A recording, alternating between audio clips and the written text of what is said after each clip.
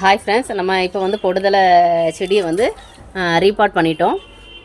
ஒரே ஒரு சின்ன தொட்டியில் தான் ஒரு கொடி மட்டும் தான் வச்சுருந்தேன். அந்த கொடியை வந்து நான் வளர்ச்சி வச்சதில் எவ்வளோ பிரான்ச்சஸ் வந்தது. எப்படின்னா ஒவ்வொரு கணுலையும் ஒவ்வொன்று. இப்போ நான் அந்த செடி வச்சுருக்கேன் அப்படின்னா இந்த கணுவிலேருந்து வேர் போய் இதில் ஒரு செடி வரும், இந்த கணுவிலேருந்து வேர் போய் இப்படி சரிஞ்சு அதுவே ஃபுல் செடியாக மாறிடும். ஸோ இப்போ நான் இதில் கம்மியாக தான் வச்சுருக்கேன். ஏன் அப்படின்னு பார்த்தீங்கன்னா 1 மந்தில் அந்த பாட் ஃபுல்லாகவே ஃபில் ஆயிரும், அவ்வளோ வேகமாக க்ரோத் ஆகும். ஸோ அதனால் இந்த அளவே போதுமானது.